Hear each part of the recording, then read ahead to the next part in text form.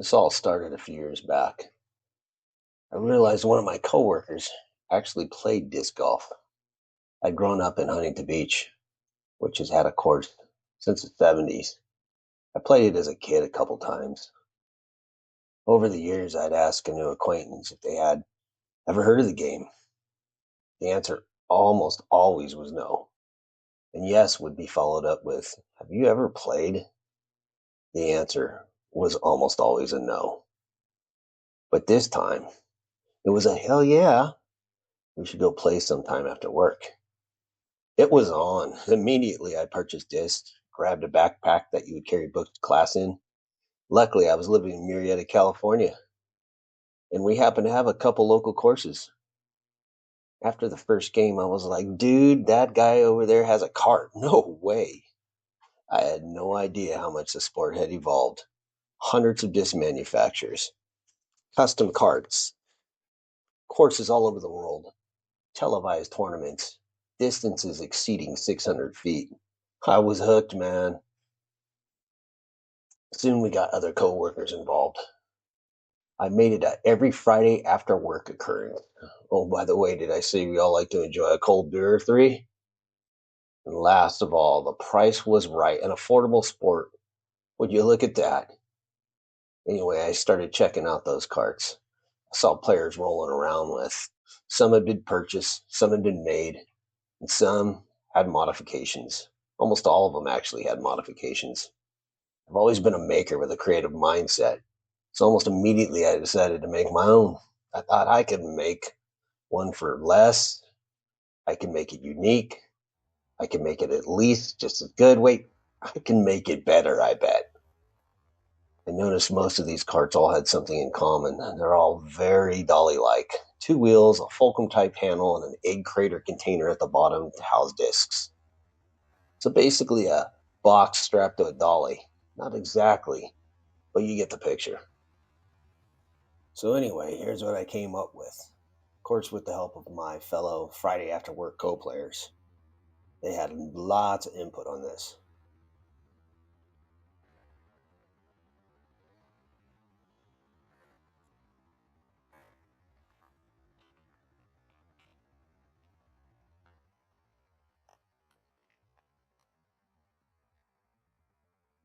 So this is a video of how I make one of these things.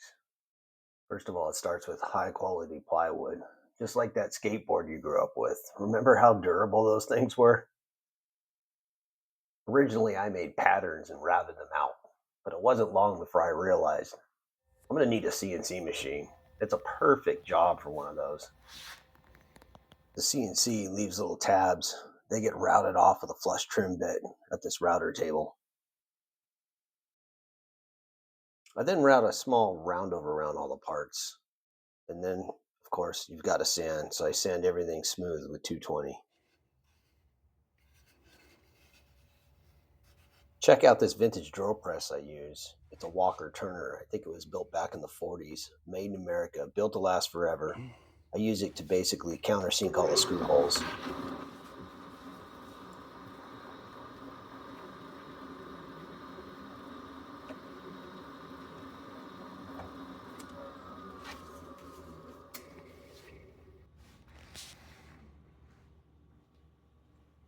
Here I pre-assemble everything and utilize clamps to help hold it all together. The two ends have dados, so all the center pieces fit neatly into these dados.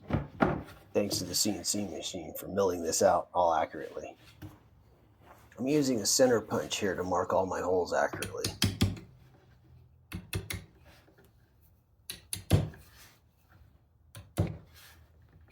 I need to carefully extend my marks here.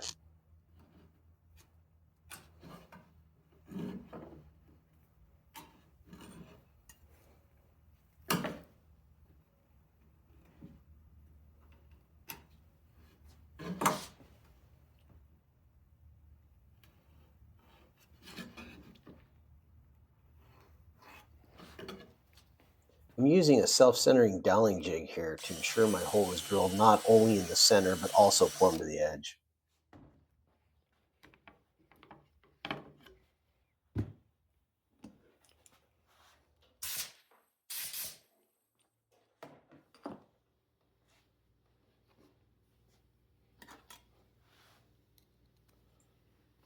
Everything screws into these threaded inserts. I use a little glue here as well to lock them in. It's probably overkill, but I don't want this thing falling apart on you out on the course. Just simply threading into the plywood end grain wouldn't be strong enough.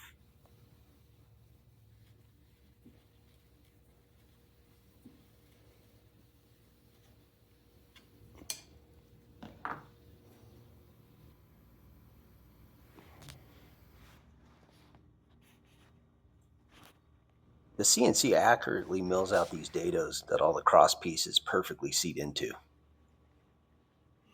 Now I make sure everything lines up, screws together. Notice I'm not driving these screws with an impact driver. This should be done by hand or with a cordless driver, but set on the lighter side. Once everything goes together, I go back and tighten everything up by hand.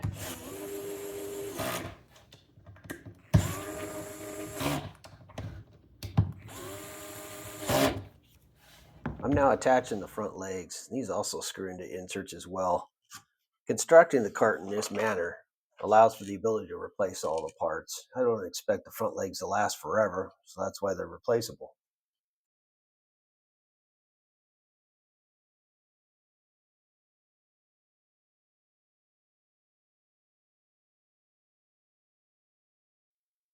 I'm installing the wheels. The axle is a 1/2 inch aluminum rod. Wheels have 1/2 inch bearings. I use a stop collar and a nylon spacer here. It couldn't be simpler.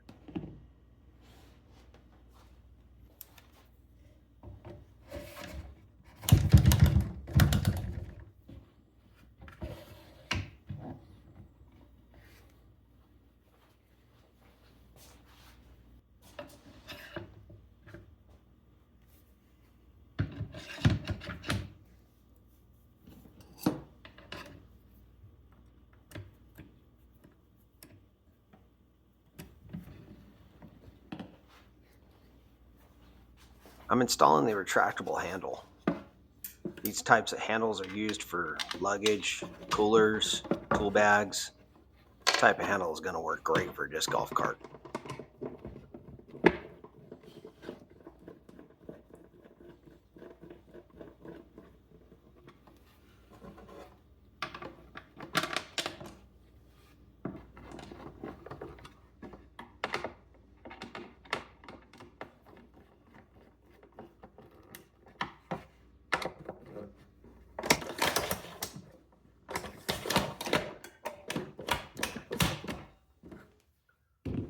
The center support attaches with brackets and is bolted through slots on both sides.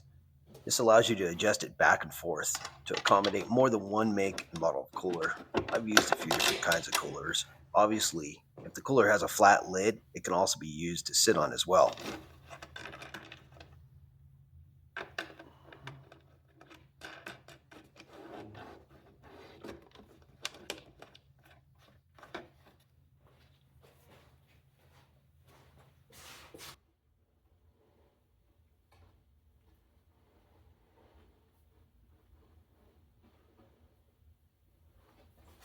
And finally, we get to the cradle.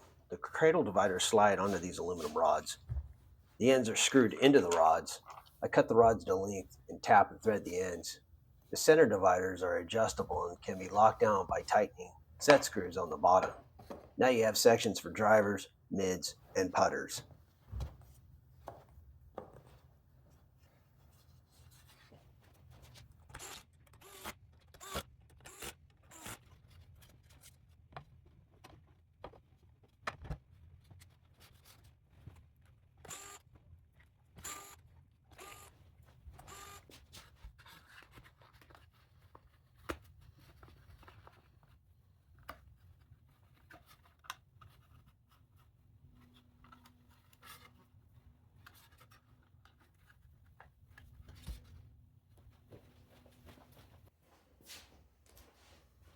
Now I'm inserting bushings that the cradle will rotate on.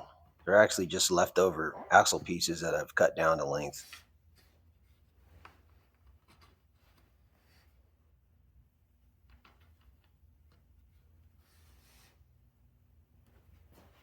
All I have to do now is mount the cradle to the cart. Insert quarter by 20 bolts on both sides with quarter-inch nylon spacers, a knob, determine what side you want your drink holder on. You're about ready to go have some fun playing disc golf.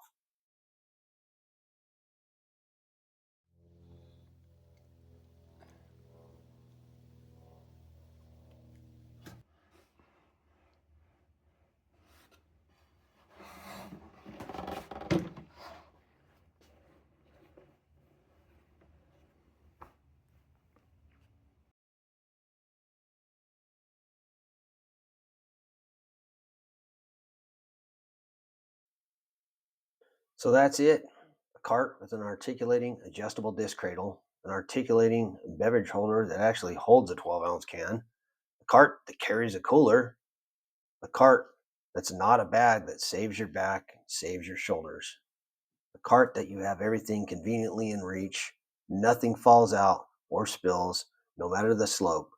Stop bending over, stop carrying, stop not having enough cold drinks on you, improve your disc golf experience, grab onto one and roll.